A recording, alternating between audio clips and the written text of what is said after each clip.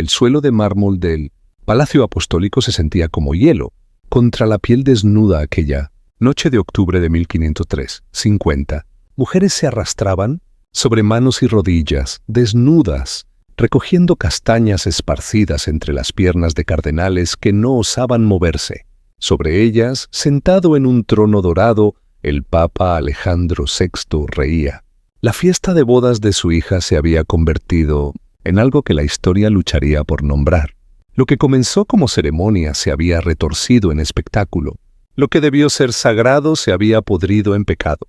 Y la propia novia, Lucrecia Borgia, de 21 años, permanecía congelada en su silla, las lágrimas tallando ríos silenciosos a través del polvo en sus mejillas, viendo cómo su noche de boda se transformaba en la mancha más oscura que el Vaticano jamás intentaría borrar de sus muros. Esta es su historia, una historia de poder sin conciencia, de familia sin piedad, de una mujer atrapada en una dinastía que devoraba a los suyos. Si la oscuridad oculta de la historia tira de algo, dentro de ti presiona ese botón de me gusta, y cuando llegues al momento que más te perturbe, dime desde dónde estás escuchando en los comentarios. Comencemos. Las campanas de otoño sonaron por toda Roma en 1503, llevando noticias que se propagaron por Italia como una onda expansiva. El Papa había anunciado otro matrimonio para su hija, ya 2 veces viuda, ya 2 veces rodeada de susurros de asesinato, y ahora un tercer esposo quedaría atado al nombre Borgia. Pero esta vez algo era diferente.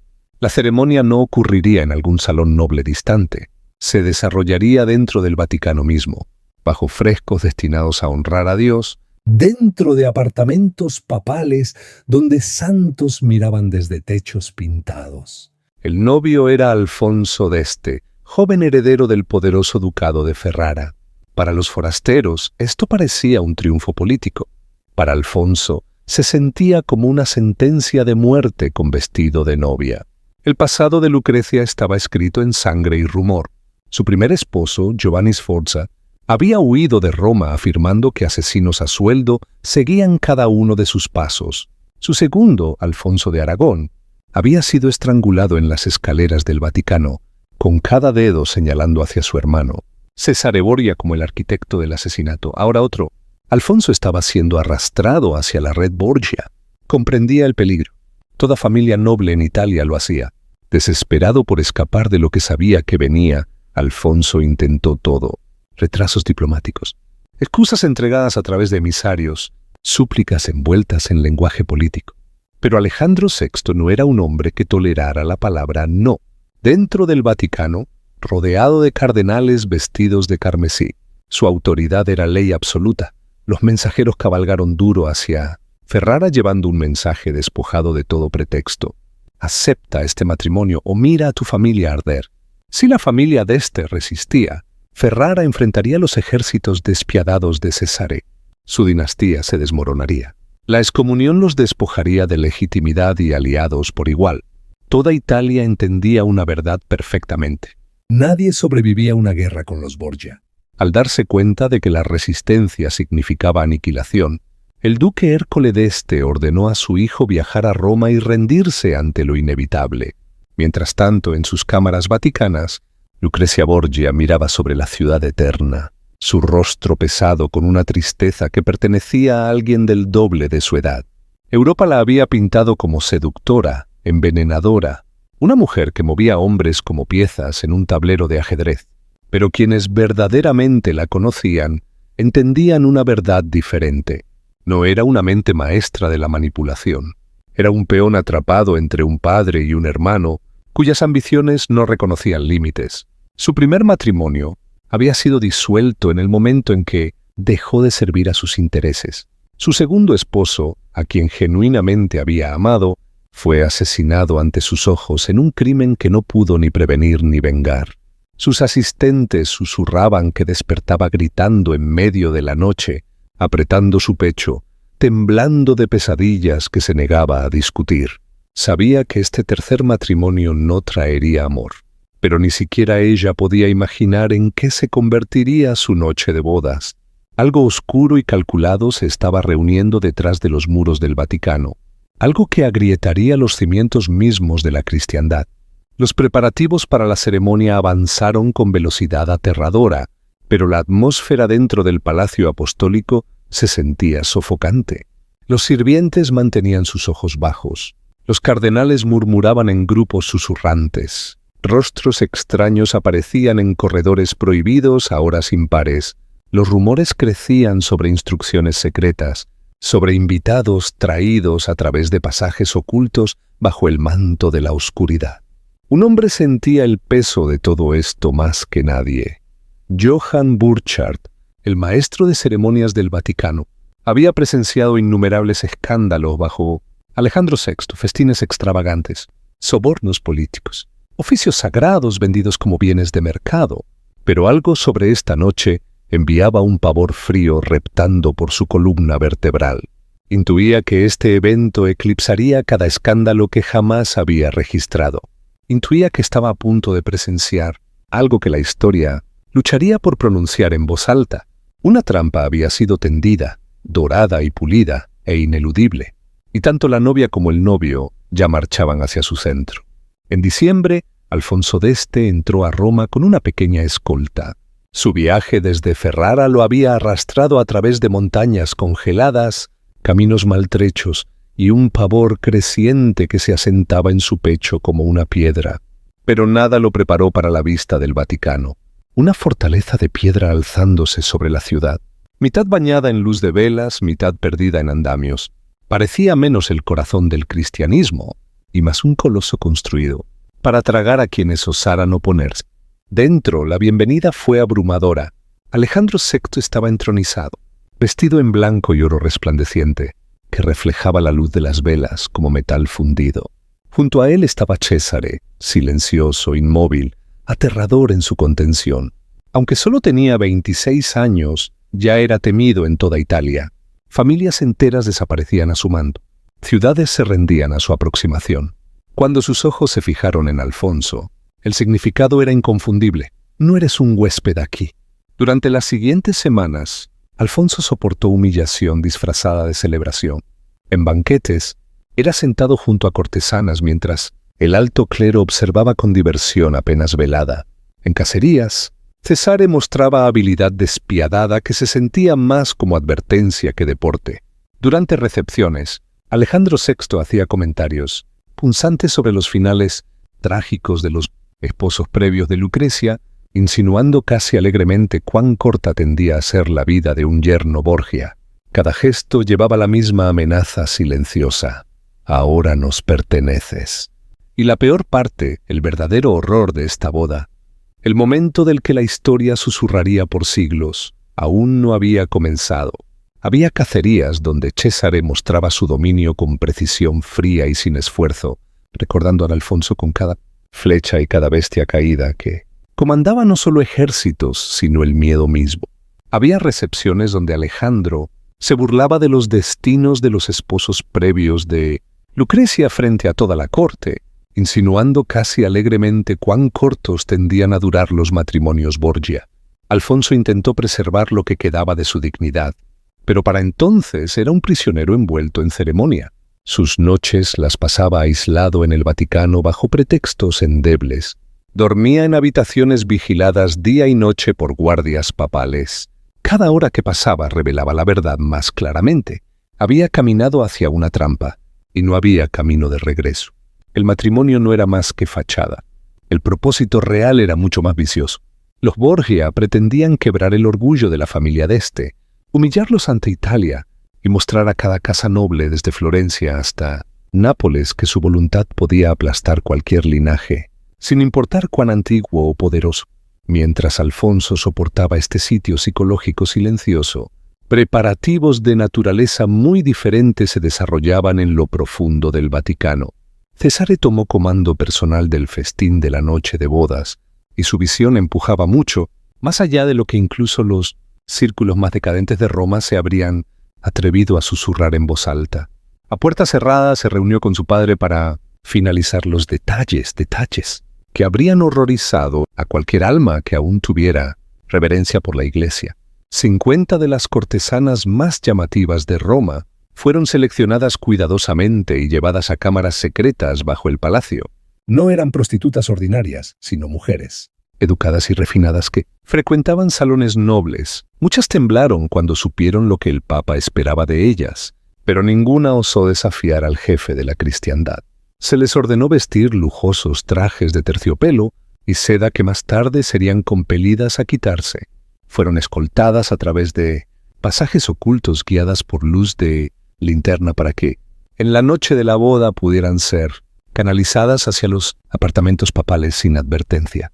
Los sirvientes que presenciaron estos preparativos se santiguaban repetidamente, susurrando oraciones que se aferraban a sus labios como escarcha. Sabían que algo profano había comenzado a elevarse dentro de los muros del Vaticano. Incluso Lucrecia lo percibía. Aunque fue deliberadamente excluida de la mayoría de los preparativos, sentía la tensión oscura espesándose en el aire. Sus doncellas reportaban rostros desconocidos deslizándose por corredores, cortesanas apareciendo en habitaciones donde no pertenecían, y su hermano Césare moviéndose con una sonrisa que helaba su sangre. La noche antes de la boda, incapaz de soportar la atmósfera sofocante, Lucrecia huyó a la Capilla Sixtina. Bajo el vasto y atronador cielo de Miguel Ángel, bajo la mano pintada de Dios alcanzando hacia Adán, colapsó de rodillas. Oró no por amor o felicidad, sino por rescate, una intervención, una señal, cualquier cosa. Pero la capilla permaneció silenciosa. Lo divino se sentía imposiblemente distante. Las velas parpadeaban en el aire invernal, colándose por grietas antiguas, como esforzándose por mantenerse vivas. Afuera, el Vaticano se preparaba para una celebración que difuminaría la línea entre ritual, sagrado y corrupción indecible. En su cámara, Johann Burchard, el maestro de ceremonias, revisaba el protocolo final. Su mano temblaba mientras mojaba su pluma. Entendía demasiado bien que lo que estaba a punto de registrar sería enterrado para siempre o permanecería como el documento más condenatorio en la historia de la Iglesia. La noche del 30 de octubre de 1503 se aproximaba, y con ella un espectáculo que arrastraría incluso los muros del Vaticano más cerca del infierno. El 30 de octubre amaneció con la grandeza de una boda papal. Las campanas de San Pedro resonaron sobre las 7 colinas de Roma.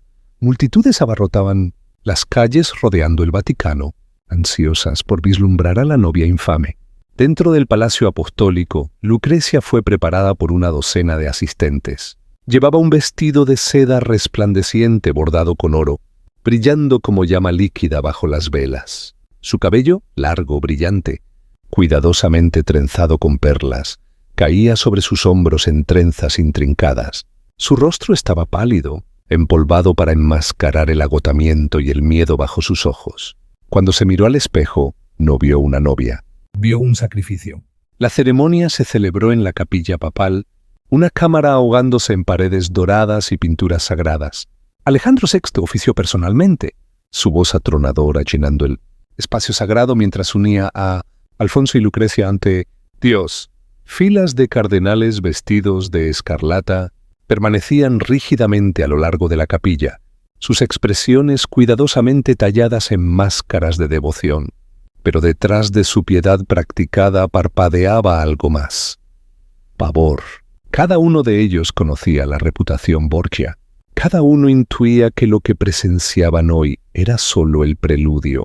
Después de la ceremonia, los invitados fueron escoltados a los apartamentos Borgia, salones resplandecientes con frescos pintados por Pinturicchio, historias de santos, héroes y mitos extendiéndose por paredes, ahora manchadas por el libertinaje que se aproximaba. Enormes mesas desbordaban con jabalí asado, faisanes aún adornados con sus plumas, montones de fruta exótica y copas de vino de los mejores viñedos de Italia.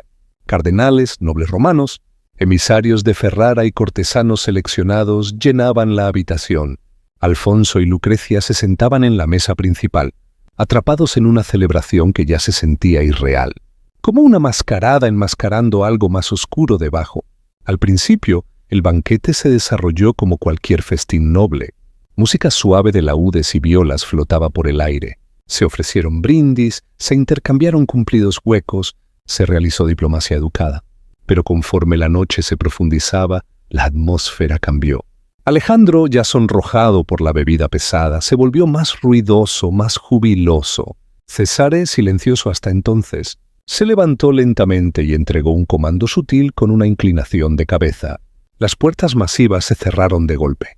Los guardias tomaron sus posiciones. Nadie saldría de esta habitación. Lo que sucedió después atravesó el último límite, restante entre decadencia y depravación. A la señal de Cesare, las puertas laterales se abrieron y 50 cortesanas entraron al salón, envueltas en terciopelo y joyas, pero incapaces de esconder el terror en sus ojos. Un silencio cayó sobre la habitación, espeso como humo. Entonces Alejandro se levantó de su trono, sonriendo como si develara una obra maestra, y anunció que el verdadero entretenimiento estaba a punto de comenzar. Por orden de Alejandro, las cortesanas comenzaron a despojarse de cada capa de seda y terciopelo, dejando que sus deslumbrantes vestidos se deslizaran al suelo de mármol hasta que quedaron completamente desnudas ante la asamblea. Una catedral construida para la oración ahora miraba una escena que se sentía arrancada de un sueño blasfemo. Los cardenales apartaron sus cabezas, sus dedos temblorosos, trazando cruces frenéticas sobre sus pechos. Algunos intentaron levantarse y huir, pero los guardias en las puertas se desplazaron hacia adelante, con manos descansando en sus espadas, dejando inequívocamente claro que nadie escaparía a este espectáculo. Alfonso solo podía mirar, su rostro congelado en una máscara de incredulidad y repulsión. Lucrecia se sentaba junto a él petrificada, sus lágrimas fluyendo silenciosamente, empapando la seda de su vestido de novia, sus manos apretadas tan fuertemente en su regazo que sus nudillos se blanqueaban. Entonces vino la siguiente orden del Papa. Se ordenó a las cortesanas, desnudas, bailar entre las largas mesas del banquete. Los sirvientes encendieron candelabros imponentes y las llamas proyectaban sombras dentadas sobre las paredes con frescos. Las mujeres se movían a través de la luz parpadeante como figuras espectrales, sus siluetas retorciéndose sobre las pinturas sagradas, santos y ángeles observando silenciosamente mientras el Vaticano se convertía en un ritual pagano. Pero Alejandro apenas estaba comenzando. En un acto diseñado únicamente para degradar, ordenó que trajeran cestas de castañas y las esparcieran por el suelo de mármol pulido. Las nueces rodaron entre los pies de invitados horrorizados, el sonido resonando como trueno tenue. Entonces el Papa anunció la siguiente fase de su depravación. Las cortesanas debían arrastrarse en 4 patas entre las piernas de cardenales y nobles para recoger las castañas como animales impulsados en un concurso grotesco. La mujer que reuniera más sería recompensada con capas de seda, joyería de oro y tesoros de la bóveda papal. La humillación que siguió fue tan extrema que Johann Burchard, endurecido por años de presenciar los momentos más oscuros del Vaticano, más tarde escribió que luchó por describirlo con palabras. 50 mujeres desnudas se arrastraron por el suelo sagrado del Vaticano entre las túnicas de príncipes de la Iglesia, mientras Alejandro y Cesare observaban desde una plataforma elevada, riendo, señalando y haciendo apuestas, como si esto fuera una actuación barata en un burdel, no el corazón palpitante de la cristiandad. Algunos cardenales jóvenes, ebrios y abrumados por la locura de la noche, reían y vitoreaban.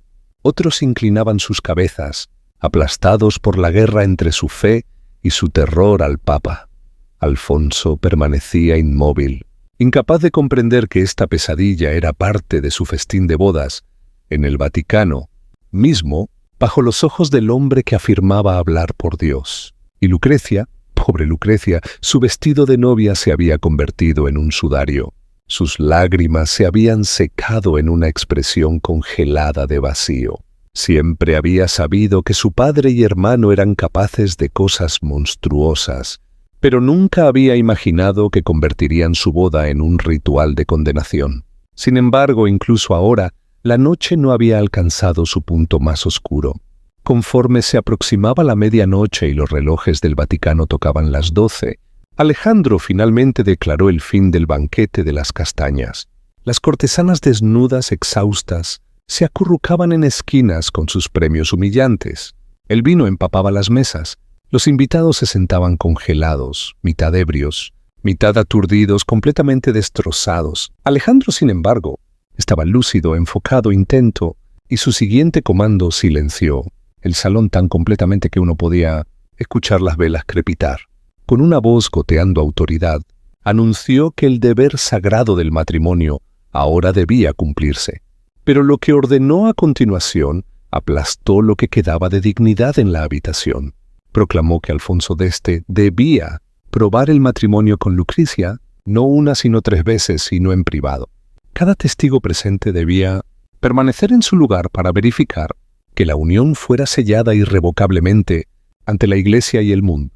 El salón descendió en un silencio horrorizado. Incluso Cesare, cuyo nombre era sinónimo de brutalidad, miró agudamente a su padre, tomado por sorpresa por la pura audacia del decreto. Alfonso se levantó lentamente, su rostro drenado de todo color. Era un príncipe criado en ideales de honor y deber, pero rodeado ahora por los hombres armados de Cesare, sus manos agarrando las empuñaduras de sus espadas, entendió que no había forma de rechazar este comando. Se volvió para mirar a Lucrecia. Ella temblaba como un pájaro atrapado bajo la sombra de un depredador. Sus ojos estaban vacíos, su espíritu ya golpeado más allá del punto de resistencia. Sus labios se movían, pero ningún sonido escapaba. Bajo la mirada asesina de los guardias y la mirada expectante del Papa, Alfonso no tuvo opción. Escoltó a Lucrecia hacia una cámara contigua, una habitación, normalmente usada para recibir diplomáticos, ahora transformada en una cámara nupcial amueblada. Las puertas permanecieron abiertas de par en par, sin privacidad, sin humanidad. Quienes no habían huido fueron forzados a permanecer en la habitación exterior con vista completa de lo que estaba a punto de ocurrir. Lo que siguió no fue una unión, fue la destrucción de 2 seres humanos. Los testigos miraban en silencio aturdido. Algunos susurraban oraciones desesperadas, otros lloraban en silencio. Incluso las cortesanas, víctimas de su propia degradación, apartaban la mirada con pena. Y mientras la noche se arrastraba y la orden horrible del Papa se desarrollaba paso a paso, una sola verdad tácita llenó el Vaticano. Algo sagrado había muerto en ese palacio, y Roma nunca sería la misma otra vez. Para cuando la noche se arrastró hacia sus horas finales, Lucrecia había caído en un estado más allá del agotamiento, más allá del miedo. Su mente, desesperada por sobrevivir, se había separado de la pesadilla, desenvolviéndose a su alrededor. Se movía mecánicamente, sin pensamiento, como si su espíritu hubiera huido de su cuerpo para escapar del horror que ya no podía combatir. Y entonces, justo cuando la primera luz pálida del amanecer se filtraba por las ventanas de los apartamentos, Borgia, el Papa Alejandro VI, emitió el comando para el cumplimiento tercero y final de su decreto monstruoso. César estaba presente otra vez, observando fríamente, supervisando cada detalle con el mismo desapego clínico que usaba en el campo de batalla. Cuando la prueba se completó, anunció triunfalmente que el matrimonio ahora estaba atado 3 veces, sellado ante los ojos tanto de la Iglesia como de la ley, imposible de desafiar o deshacer. Alejandro VI levantó su copa de vino en satisfacción, sonriendo como si la noche no hubiera sido más que una celebración extravagante en lugar de un descenso al abismo moral. Lo que quedaba en la habitación eran los sobrevivientes, una colección de almas destrozadas, cardenales que habían entrado al apartamento envueltos en escarlata como siervos de Dios, ahora permanecían como testigos involuntarios de una atrocidad que nunca podrían confesar. Su silencio, su inacción, los había convertido en cómplices. Cuando el sol se elevó completamente sobre Roma, reveló devastación. Jarras de vino vacías, castañas aplastadas en el suelo de mármol, cortesanas exhaustas acurrucadas en esquinas, guardias parados como estatuas con ojos bajos. En la cámara contigua, Lucrecia yacía completamente quieta, mirando hacia arriba como si el techo mismo estuviera a millas de distancia. Su cuerpo permanecía en la habitación, pero su espíritu estaba en otro lugar, en algún lugar inalcanzable. Alfonso se sentaba al borde de la cama, temblando violentamente, su rostro enterrado en sus manos. Nada en su vida, ningún campo de batalla, ninguna amenaza política lo había destrozado como esta noche. No había venganza lo suficientemente poderosa para restaurar lo que le había sido arrebatado. Dentro de días dejó Roma silenciosamente, destrozado más allá de reparación, regresando a Ferrara con un silencio que llevaría por el resto de su vida. Ni una sola vez volvió a hablar de esa noche. La historia no pudo ser contenida. La palabra del banquete se propagó como una plaga. Susurros en calles romanas se convirtieron en murmullos por toda Italia.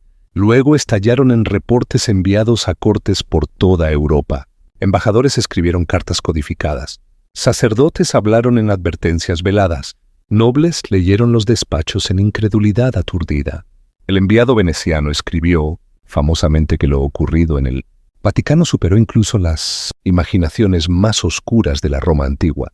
Declaró que el Papa había deshonrado no solo a su hija, sino a toda la Iglesia. Los Borgia habían sido temidos antes, pero ahora eran vistos como la encarnación misma de la corrupción. En mercados y tabernas, la gente bajaba sus voces al pronunciar su nombre, como si la familia misma pudiera escuchar sus susurros. Por toda Europa, predicadores tomaron el cuento, como prueba de la podredumbre moral de Roma. Entre ellos estaba un monje que pronto hundiría a la Iglesia en agitación.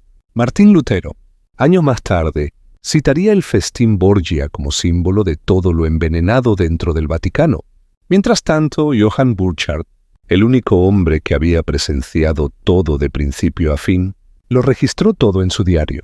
Sus manos habían temblado mientras escribía, consciente de que su relato podría desvanecerse bajo el secreto Vaticano o algún día permanecer como el testimonio más condenatorio jamás escrito sobre la Iglesia. Lucrecia Borgia nunca escapó de la sombra de esa noche. Se mudó a Ferrara con Alfonso e intentó desesperadamente construir una vida normal como duquesa. Financió caridades, protegió artistas, nutrió literatura y belleza, pero quienes la veían en privado describían lo mismo: una tristeza persistente, una melancolía silenciosa, ojos que habían visto demasiado. Tuvo hijos con Alfonso, pero su matrimonio, irrevocablemente envenenado por esa noche, era un cascarón hueco. Vivían lado a lado pero separados por una herida que ningún humano podía sanar. Lucrecia murió joven a los 39 años, dando a luz a su octavo hijo. En su lecho de muerte, pidió un sacerdote y oró hasta su último aliento. Sus últimas palabras registradas fueron: «Estoy lista para ser libre al fin, libertad, algo que le había sido negado toda su vida». Alejandro VI murió solo meses después del banquete, rumores susurrando que el veneno, la herramienta que había usado tan a menudo, finalmente había encontrado su camino de regreso hacia él. Cesare Borgia, despojado de poder tras la muerte de su padre, cayó en una emboscada solitaria en España.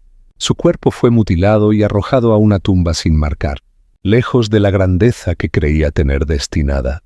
Pero la noche del 30 de octubre de 1503 no murió con ellos. Se convirtió en un símbolo, un ícono de corrupción tan severa que alimentó las llamas de la Reforma protestante. Martín Lutero y otros invocaron a los Borgia repetidamente, como prueba de la decadencia del Vaticano. La contrarreforma que siguió fue en parte un intento de borrar la mancha de esta familia de la historia. Sin embargo, la verdad sobrevivió. Siglos más tarde, el diario de Burchard resurgió, arrastrando el evento de vuelta a la luz. Incluso hoy, más de 500 años después de esa noche, el banquete de las castañas y la triple vergüenza permanecen como recordatorios infames de lo que sucede cuando el poder absoluto pierde toda restricción. Nos advierte que los actos más oscuros de la humanidad a menudo se cometen en los lugares destinados a ser sagrados. La historia de la noche de bodas de Lucrecia Borgia no es simplemente historia. Es un espejo, una advertencia, un recordatorio de que el mal a menudo prospera en el silencio. Si has caminado conmigo a través de todo este descenso escalofriante, dime, ¿crees que el poder corrompe absolutamente o simplemente revela lo que ya estaba oculto dentro? Genuinamente quiero saber lo que piensas. Deja tus pensamientos honestos en los comentarios abajo.